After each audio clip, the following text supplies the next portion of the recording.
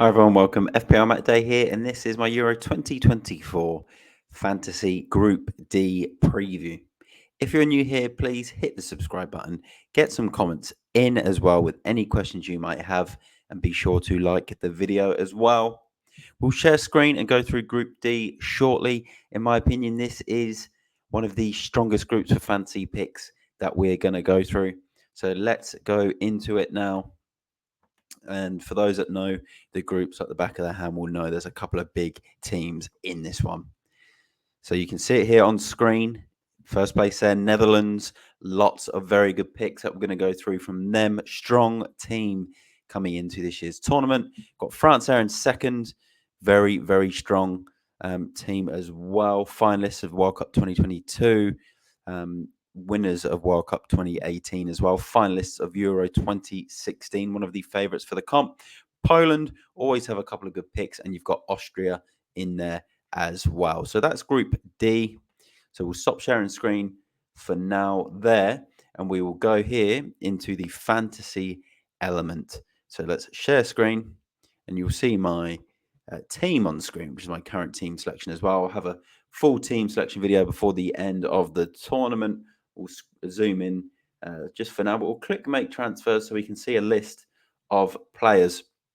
And we want to start with Netherlands, the nation who were number one on that table. And we'll go through their best picks. And they've got a lot of very strong picks going into this. Let's click selected by as well. So at the top there, you've got Frimpong, the Leverkusen fullback. Had a great season for Leverkusen. Recently scored in a friendly as well. Maybe potentially even playing very high up in the pitch in almost a front three.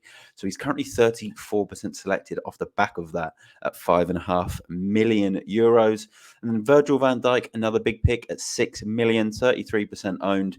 He is on penalties for the Dutch. So he's a massive pick. Also tends to find the net quite a lot in a Dutch shirt from corners.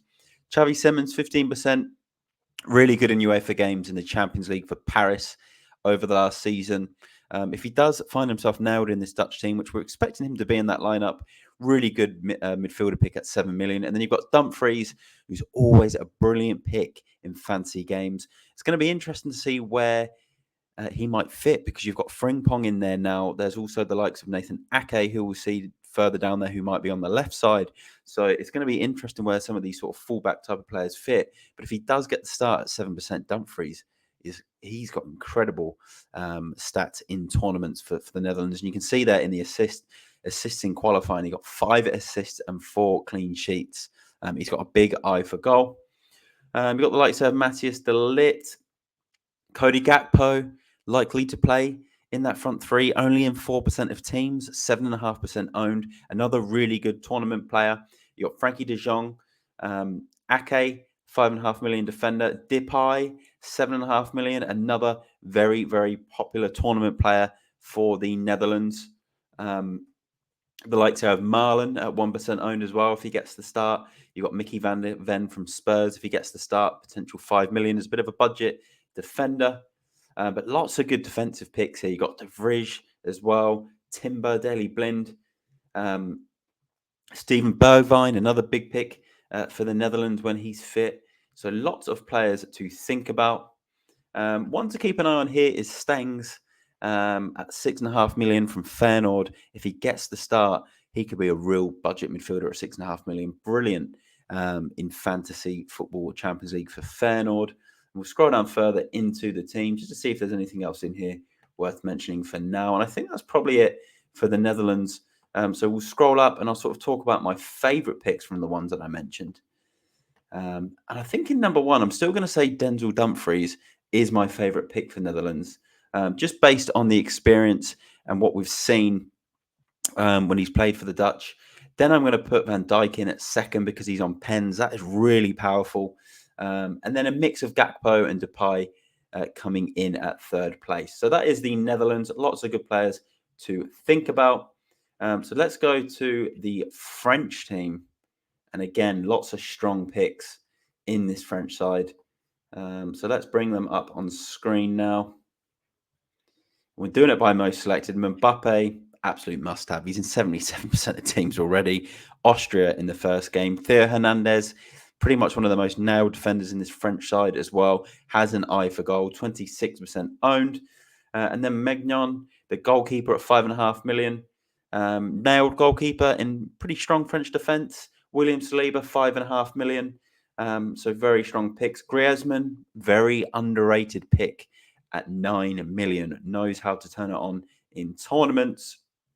Koundé, 5 million budget option in a strong team at 5 mil.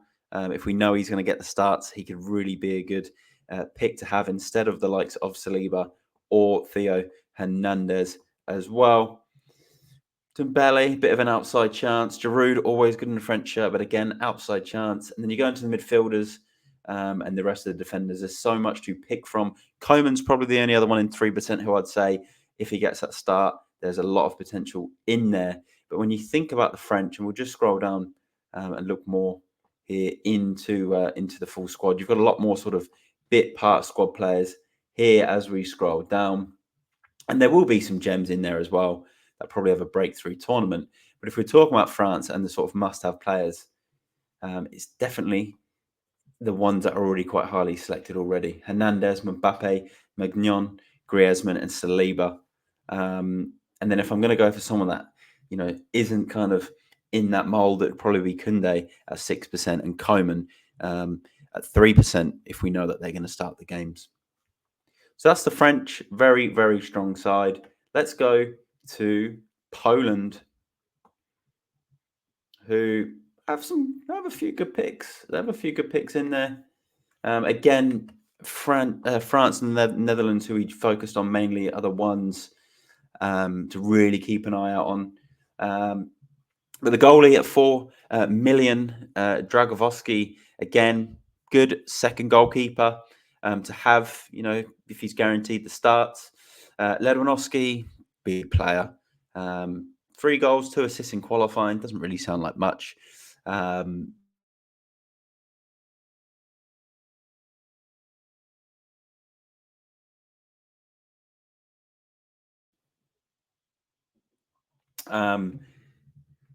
Sorry, yeah, 7% for Dragowski, but I go back. Szczesny is the number 1 keeper at 5 million. So I think there's people going 7% selected in the hope that maybe he gets minutes, or just because he's a cheap one. Zielinski, 6.5 million, one of the stronger picks in this Poland team. But if we go into the rest of their squad, there isn't huge amounts to choose from. Milik's been a bit of a pick in the past, but again, no one's really gone for him.